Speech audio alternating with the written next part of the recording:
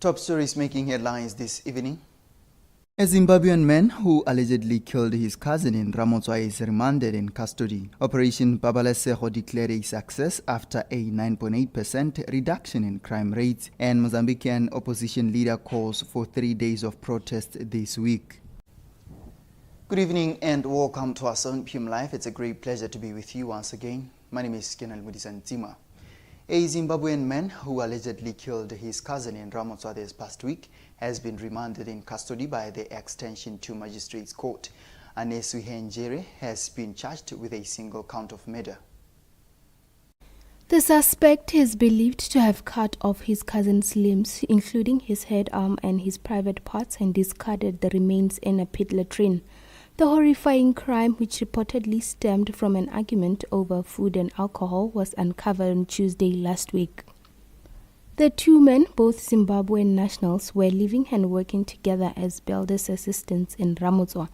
Tensions allegedly escalated on Sunday when the suspect accused the victim of prioritizing alcohol over food, leading to a heated argument. Their colleague, who had attempted to defuse the situation before leaving, returned the following day to find only the suspect at their shared accommodation. When asked about the victim's whereabouts, the suspect claimed he had gone out for a pit job. However, suspicion grew when the colleague returned the next day and received the same explanation. The suspect will appear again before the magistrate on the 28th of February this year.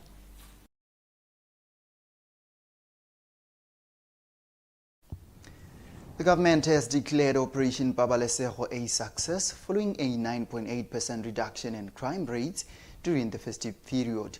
Police and military were deployed across the country during the Christmas holidays to ensure the security of the public. Minister of State President YTV told the media today that the operation was successful despite the limited resources availed. Despite the limited resources under which the BDF and the BPS operate, they continue to excel and meticulously execute their mandates. For instance, compared to Namibia, which has a similar population to ours, our police services have theirs in terms of numbers. So if we are to decisively deal with crime, it is imperative to increase our law enforcement members, so the numbers, to ensure visibility in the streets. Overall, the operation has achieved a 9.8% reduction in criminal offences from 735 recorded in 2023 to 663 in 2024 for the same period.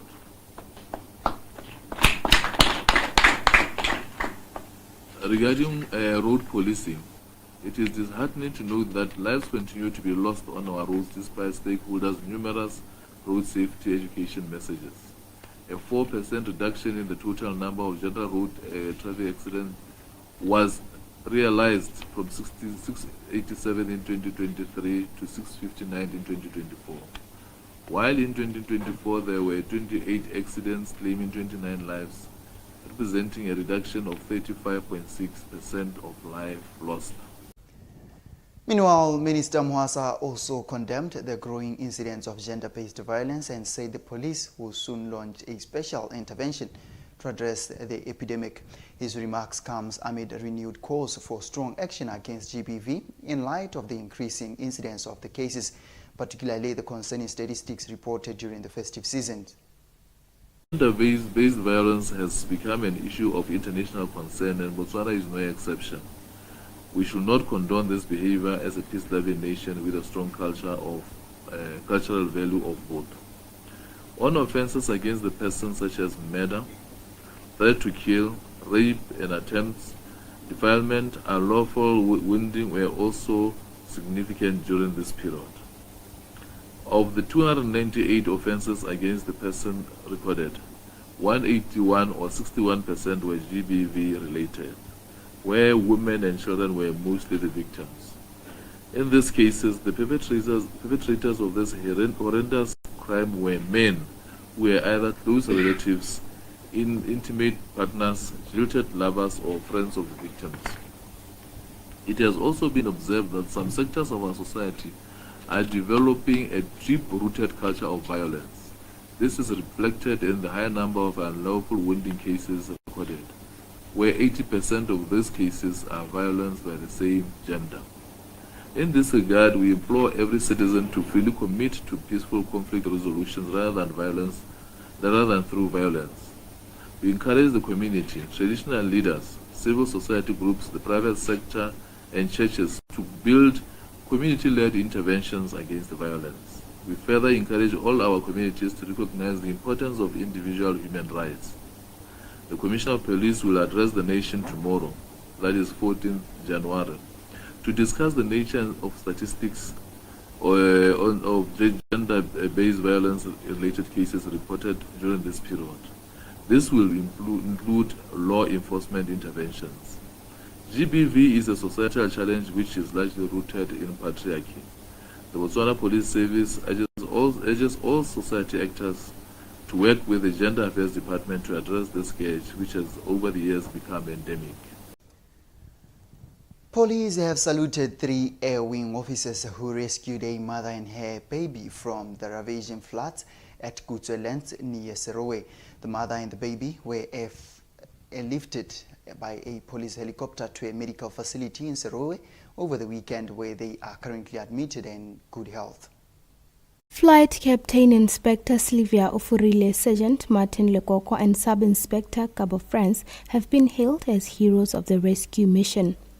In a statement, the police service says it admires their courage, selflessness and willingness to take risks to help others. Meanwhile, the National Disaster Office in Palape says rescue teams, including the police and the army, have continued to evacuate residents in some villages in the Central District to safer places due to the floods. At least 65 people were rescued from the floodwaters in Komtaka Hosakhakwani farm near Palape. Amongst them, the 25 were children under the age of 15 years and 40 adults. 23 people were repatriated to Serowe, while others were dropped off at various wards in Palape in good health. And coming up back after a short break, Mozambican opposition leader calls for 3 days of protest this week. Stay with us, more news.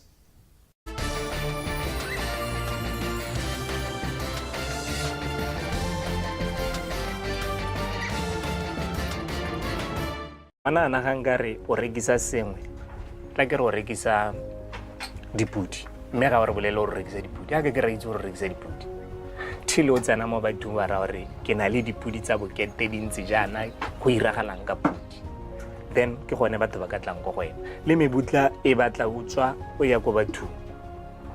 Tell them ke na le mebutla ke sose cause mebutla ga itse we thata mo ga rona.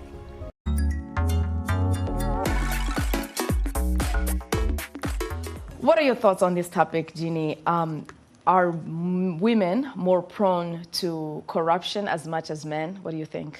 You know, I approach this topic being biased, thinking that, men are corrupted and women are all victims. But, recent studies actually shows that it's gender neutral. We are all susceptible to be corrupted.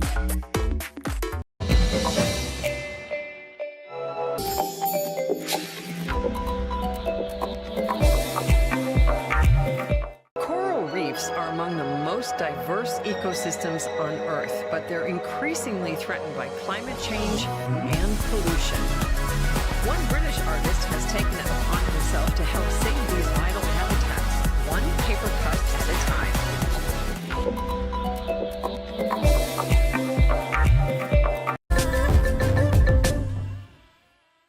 Welcome to yet another exciting edition of Eco Africa.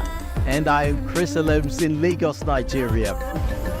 Once a month, Hassan Bello takes a dive to search for waste. For visibility underwater is low, he and his colleagues don't have to dive too deep, since plastic floats towards the surface. Lake Victoria, Africa's biggest freshwater lake, is full of trash.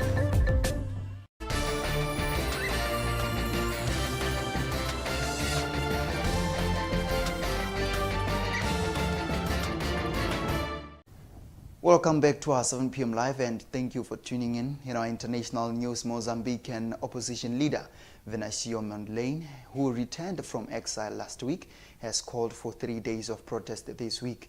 Mondlane insists he was robbed of victory in October's elections, which saw the Frelimo party officially awarded a huge win.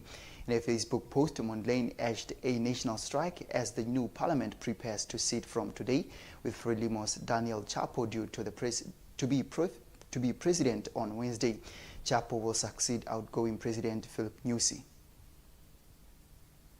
Mozambique's main opposition leader returned from self-imposed exile on Thursday, saying he still rejects the result of a disputed election last year that has sparked more than 2 months of protests and a violent crackdown by security forces. We can add another objective that I haven't mentioned before, which I think is extremely important.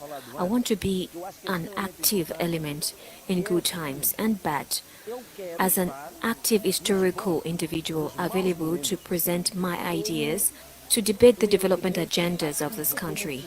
I want to do this here in the country. Number one, I'm not willing to accept the election results if they are the same as those announced so far. Number two, the only role I'm willing to take on is the role I have always been willing to take on, which is to defend these people, to fight for these people, for truth, for justice, for values. He had left the country in October following an election clouded by allegations of rigging against the long-ruling Frelimo party, which has been in power since Mozambique gained independence from Portugal in 1975. Mondlane said he had left Mozambique fearing for his life after 2 senior members of his opposition party were killed in their car by unknown gunmen in late-night shooting. In other news, firefighters are racing to contain the frontiers of 2 wildfires in Los Angeles that burned for the 6th straight day, taking advantage of a brief respite in hazardous conditions before high winds were expected to fan the flames anew. Firefighters raced over the weekend to contain 2 Los Angeles wildfires that burned for a 6th straight day on Sunday. The inferno has been fanned over the course of the week by what are known as the Santa Ana winds, which reached hurricane strength earlier in the week. They eased some on Sunday, allowing firefighters to make headway in containing the blaze. But high winds were expected to return, and Los Angeles County Fire Chief Anthony Maroney warned that the threat was not over. Elevated critical fire weather conditions will continue through Wednesday. Please rest assured that your County of Los Angeles Fire Department will be prepared.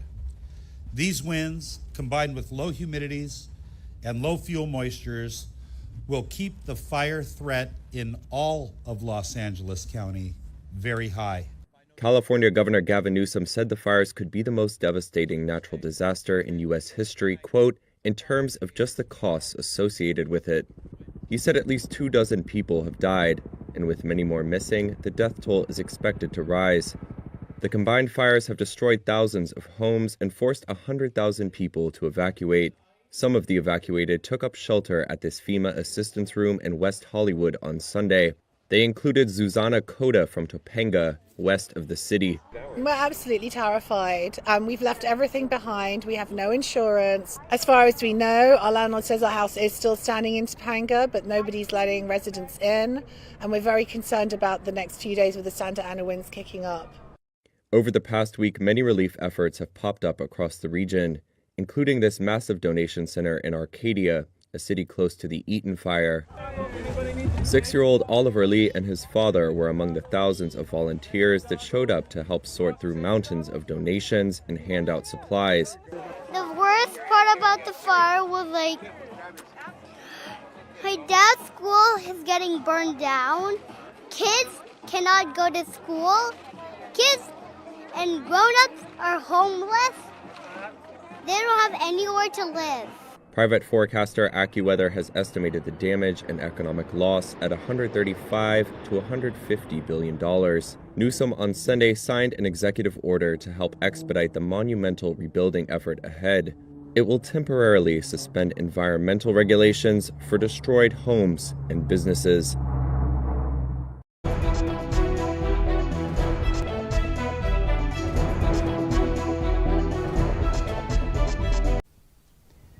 Now in our business news, British Finance Minister Rachel Reeves, facing criticism for traveling to China during market turmoil at home, said she will ensure the government's fiscal rules are met.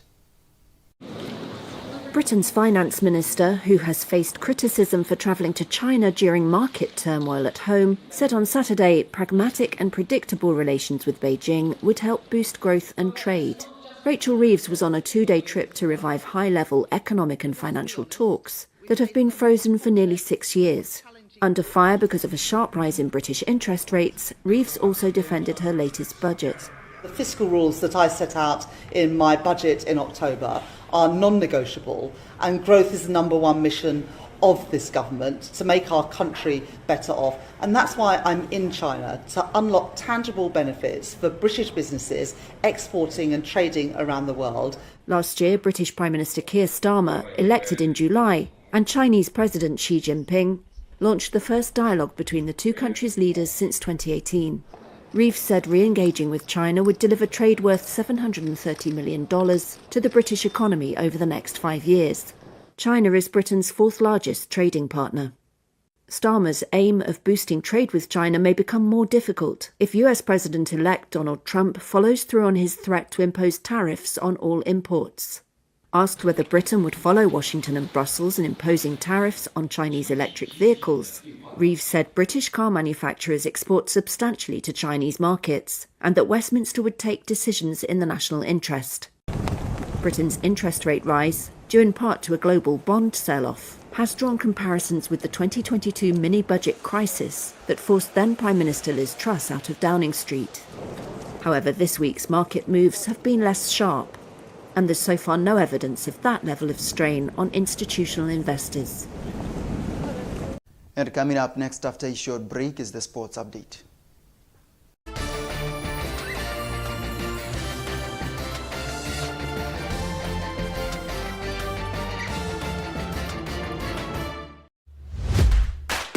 Parsley, dried parsley.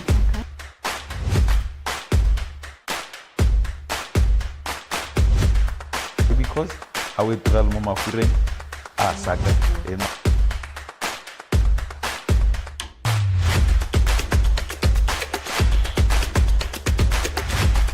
Starter.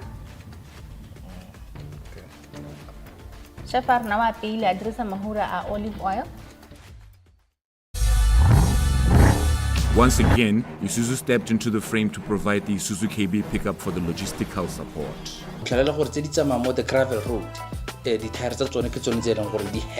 Audi rings and the RS3 badge on the front and the rear are also black. Now, moving on into this action-packed season 2 of Top Student YTV, we expect to see you every Sunday afternoon at 4 o'clock right here on YTV, where entertainment lives. I'm a young man of 25 years old from Maun. Yes, but I grew up outside Maun. I grew up in Silibe Pikwe. If anybody knows us, and I'm sure a lot of people will be familiar with this area, grew up in Area L, that's where we lived, so a lot of people must know this hood for sure. Like, even though we are artistic, Modimo has invested so much in every one of us, you know. Lunch with your fave.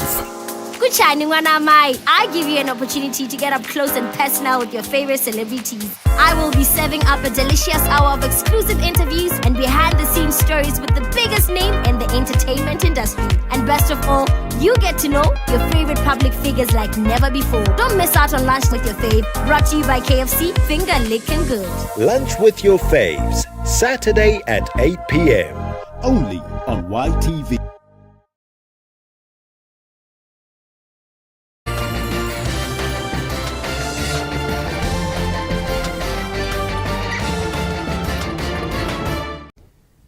And now taking a look at the world of sports tonight. Former Muchudi Center Chiefs player Sekana Koko yesterday registered his first win as an interim coach for the club after defeating Neko United 1-0 in the FNB Premiership at VTM Arena. Addressing the media after the game, Koko noted that from the perspective of a technical staff, they will take each game as it comes and leave the rest to the management. Game how we planned it. Remember well, we had a lot of interesting football. Outside the pitch. And we did that but what we try to do is to work on our minds first, and then after that, and then we can start planning for the game. But the way things turned out here is how we had planned for the whole week to come and play with the game. We knew how Nico is going to play, and we knew how it's going to come up here about that, you know, as a team, as the opponents, you know, they work on to your weaknesses. Now, you can't say them up, so they're not going to sit back, they're going to come. So now they're going to push us because I can't talk about even the district with the plan, so there's a lot of things in between. So we had to form a team here. But still also one out is all what we had planned for.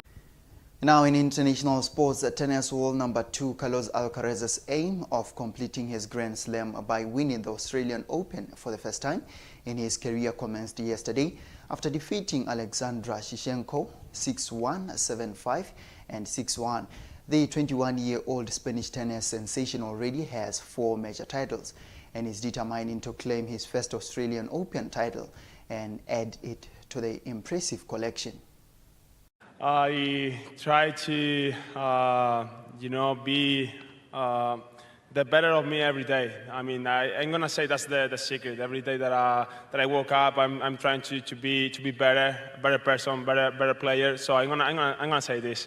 I always say that being with Juan Carlos for me, it's fantastic. I mean, last year he couldn't be here, but as I said, I was with Samu, that now is my second coach, who I trust 100% as well. But I'm with Juan Carlos 6 years now, so he knows me pretty well. He knows what I need, on core of the core every time. So for me, being here in Australia, there is a tournament that I really want to win one day. Hopefully, make it this year. But Juan Carlos is one of those persons that if I have more confidence on myself if I see him on the box. So I'm just really happy to having him this year, and I know he's really ambitious person, myself as well. So hopefully this is going to be a good run this year. And that is all the sports update for tonight. Let's now recap the headlines. A Zimbabwean man who allegedly killed his cousin in Ramotswa is remanded in custody. Operation Babaleseho declared a success after a 9.8% reduction in crime rates, and Mozambican opposition leader calls for 3 days of protest this week. And that is all the news we had for you tonight. Thank you once again for watching YTV.